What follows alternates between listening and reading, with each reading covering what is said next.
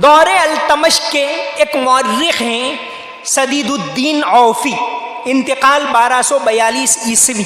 सदीदुद्दीन औफी ने एक दिलचस्प हिकायत हमारे यहाँ गुजरात के अंदर उस ज़माने में कैसा इंसाफ होता था, मुसलमान बादशाह गैर मुस्लिम बादशाह कैसा इंसाफ करते थे, उस दौर का वाक़या जब अभी दिल्ली के अंदर शिहाबुद्दीन मोहम्मद गौरी नहीं आया था तब का वाक़या उन्होंने लिखा है। और ये मौर्रिख भी उसी ज़माने के हैं। 1242 में इनका इंतकाल हुआ। उन्होंने एक वाक़या लिखा है यहाँ के इंसाफ का, और इसको रत्नमणि राव जोटे, इन्होंने इनकी किताब है खंबातनो इतिहास। इंशाअल्लाह आखिरी सेशन के अंदर हम इस बात का भी तज़किरा करेंगे कि कौन कौन सी किताबें हमारे यहाँ होनी चाहिए, किन किताबों का जायज़ा लेना चाहिए, क्योंकि जब तारीख़ को मस्ख़ किया जा रहा है, तारीख़ को बदला जा रहा है, आप पुरानी किताबों को तो बदल नहीं पाएंगे।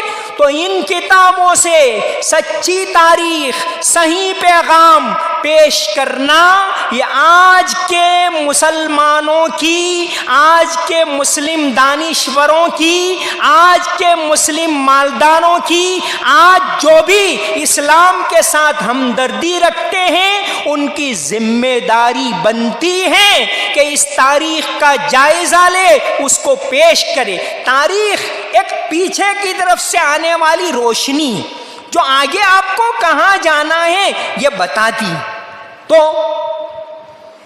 रत्नमणि राव जोटे उन्होंने भी बहुत अहम किताबें लिखी, आगे और उनकी किताबों का जिक्र करेंगे। तो खंबातनो इतिहास, उसके अंदर उन्होंने ये वाक़या लिखा है। इसी तरह इन्होंने और किताबें भी लिखी है। तो सिद्धराज जैसी, जवामिउल हिकायात, सैयद सबाहुद्दीन अब्दुर्रहमान ने एक किताब लिखी है जो दारुल मुसन्निफीन आजमगढ़ से शाये हुई।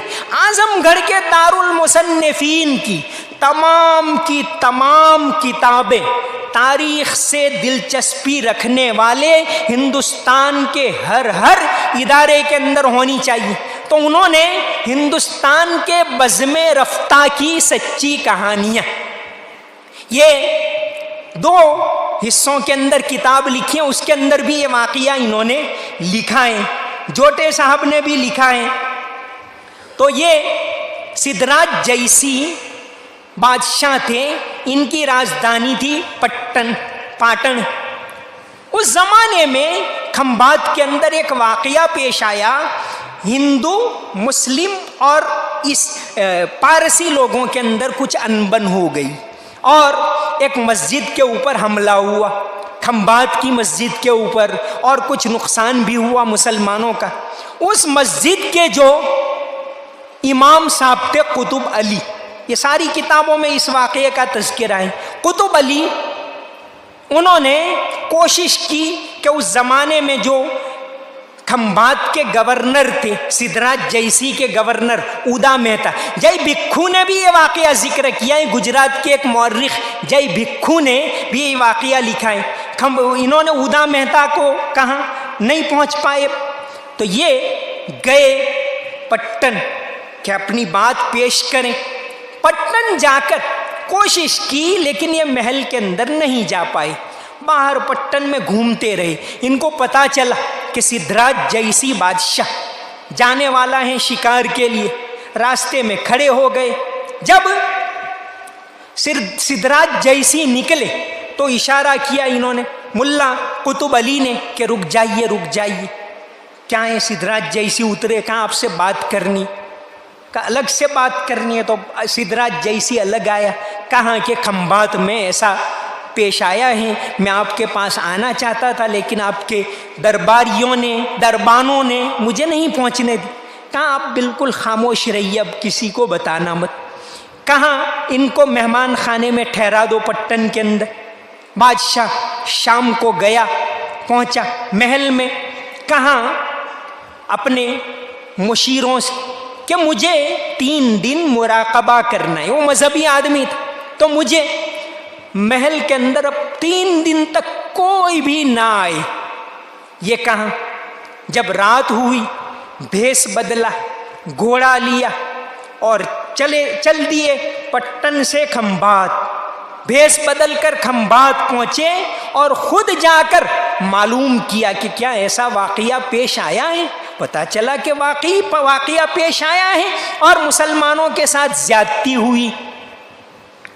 बादशाह रुका पूरा दिन, शाम को समंदर के किनारे पर गया और उनके पास एक छागल, एक बर्तन था, उसके अंदर समंदर का पानी भरा। रात को फिर सवार हुए घोड़े के ऊपर, भेष बदल कर ही, किसी को पता नहीं कि सिद्धराज जैसी, और पूरा रात दिन सफर करके फिर पहुंच गए। तीसरे दिन सुबह दरबारियों को बुलाया और हालचाल पूछे कि कहाँ कैसे हालात हैं, सौराष्ट्र के कैसे हालात हैं, फुला जगह के कैसे हालात हैं। फिर पूछा खंभात के कैसे हालात हैं।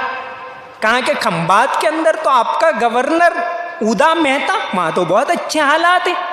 बादशाह ने कहा कि तुम लोग मुझे मिसगाइड करते हो, खंभात के अंदर क्या ये वाकया पेश आया है कि नहीं। लोगों ने कहा आया है।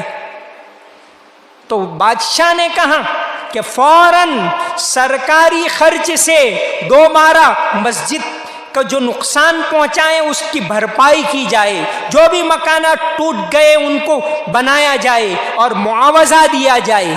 और फिर बादशाह ने कुतुब अली को पूरे एजाज के साथ वापस किया। तो ये